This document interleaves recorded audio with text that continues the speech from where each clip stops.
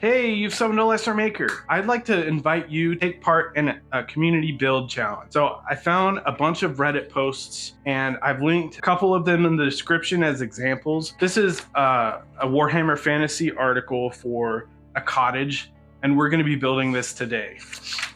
I've also included a template on my Patreon you can get for free without subscriptions. They want you to scale this 133%, which I think is inconvenient.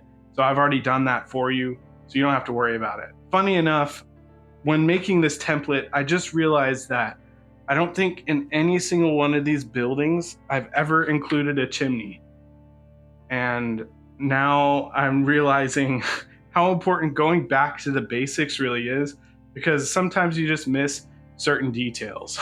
So the build challenge is obviously for July. So the first week of August is when this project will be compiled and put into a video. It would be great if you posted it Thursday to post the finished product with your handles on the Discord, and the Discord is free to get onto. I would really appreciate if you guys participated, and it's just another way to kind of celebrate hitting 3,000 subscribers, because technically I haven't really gotten to that yet. So thank you for participating. I think it's time to start building. Firstly, go check out the Reddit post in the description to follow along with this build guide, because I'm going to be using it a lot as reference while building this. And then go onto the Patreon to download that free template I already upscaled for you. And that link is in the description as well. I cut out the pieces of the template and started cutting this all out of foam core.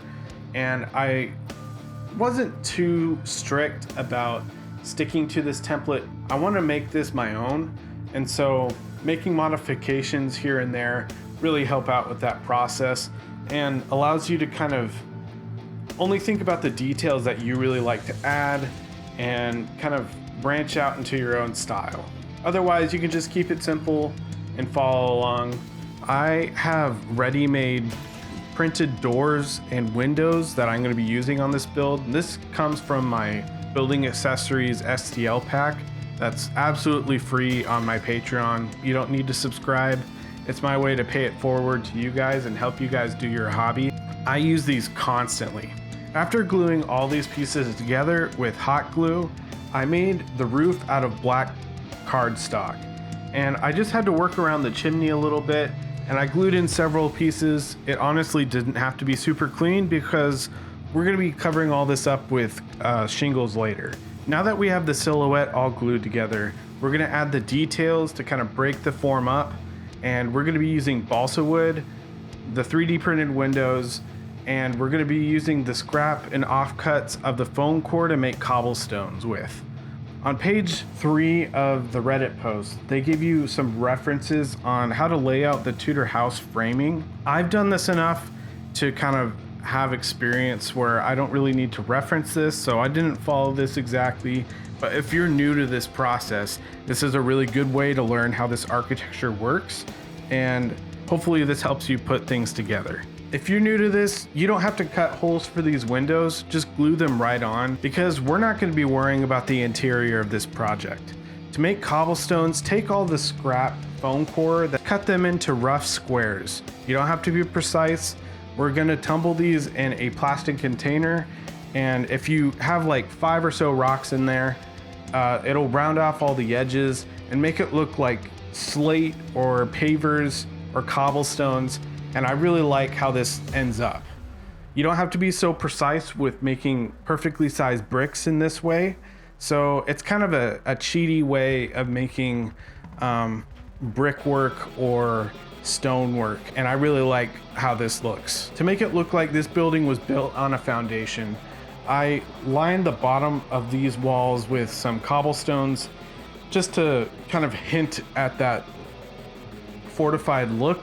And for the front facade, I lined that whole wall with cobblestones just to add a bit of variety. And then I kind of did something different on every side just to learn different techniques and kind of experiment. You quickly see what works and what doesn't work. And with a project this small, you can kind of learn a new technique and kind of go to school on it. After you glue down your timbers, you can get a rock and texture in between there and just add a bit more texture with basically like a stamp tool. Later when you paint this, it'll make a lot more sense what this is doing, but you just don't want there to be a spot that looks unfinished. So this added texture will let your eyes kind of glaze over that and let the details really sing. I'm using self-adhesive cork and scallop scissors to cut out my shingles. After you cut out your strips, I separate each scallop with a little snip halfway up the strip to kind of make the shingles a little more individual, and then you can just peel the back and stick it right on. A lot of other people use chipboard and then we'll glue this down with some tacky glue, and that's perfectly fine. You could still do this with the scallop scissors. Other people will do this with individual shingles, which does look really good, but man, it takes a long time. So if you're new to this hobby, I would recommend trying out one of those methods, but I know that halfway through that, you're gonna be wishing you do it this way. The nice thing about Mordheim is that when you get tired of making shingles, that part of the roof just does not have shingles. So you can kind of space it out and add a bit of variety in that way. That's one of the benefits of making destroyed buildings. Obviously, if you do something like that, I would recommend that you lay some flakes underneath the shingles to kind of add a bit more texture so it's still finished, but then you don't have to, you can save some time with laying all those extra shingles. In the build guide, it recommends that you coat the whole build with PVA glue. Even if the build guide didn't say this, I would still recommend that because the self-adhesive cork isn't a permanent adhesive. So making sure all that is glued together with Mod Podge and black paint really does kind of bind the whole thing together and make it a whole solid piece.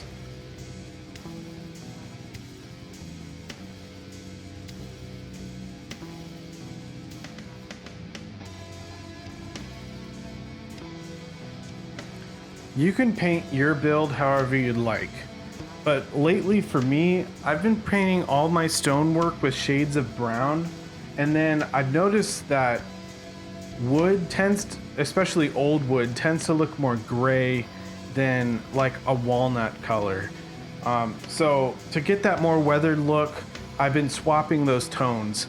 And so I started with like an espresso color for all the stonework, and then a light gray with all the wood.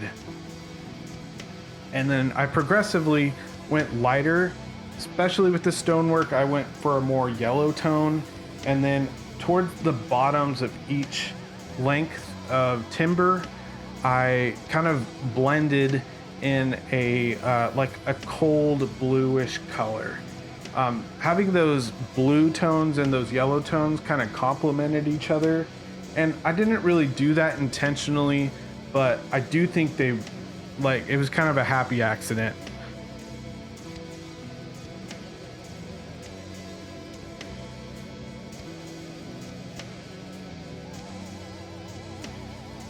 So I saw this on Instagram, and for the life of me, I can't find the reference, but I made my own sponge brush with a spare paintbrush, a bristle guard, and I stuffed in just like a shower sponge at the end of it, and it really makes a really good stone work highlight because stone kind of glistens and it's a really uneven texture.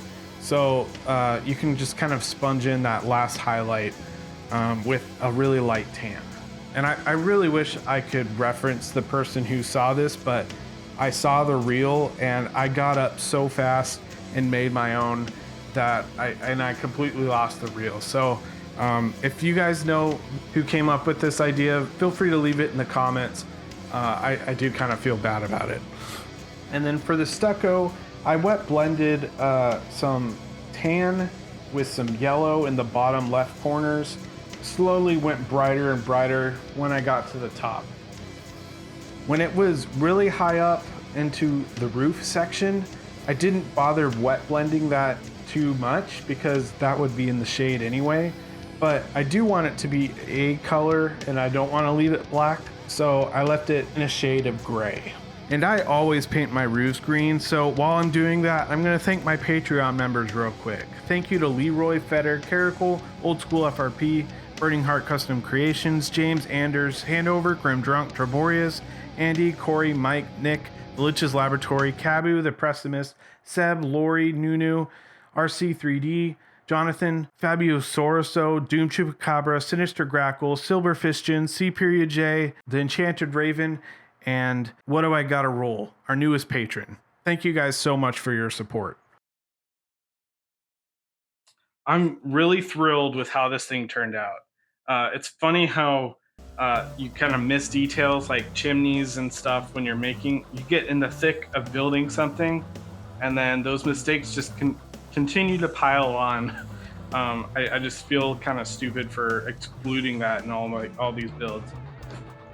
Before we go, I'd just like to give you a production schedule update for the month of July. It's my 10-year wedding anniversary, so I'm going to take some time to spend with my wife this month. We're going up to Oregon to spend time with my twin brother, just to kind of celebrate as a family. And it's honestly, she does so much for this channel you guys don't even know about. I got to work full time, and I got to be a dad and a husband. And she really helps me get into this hobby room to get you guys videos done. And without her support, none of this happens. So keeping her happy really is mutually beneficial for all of us. So, and I appreciate her so much.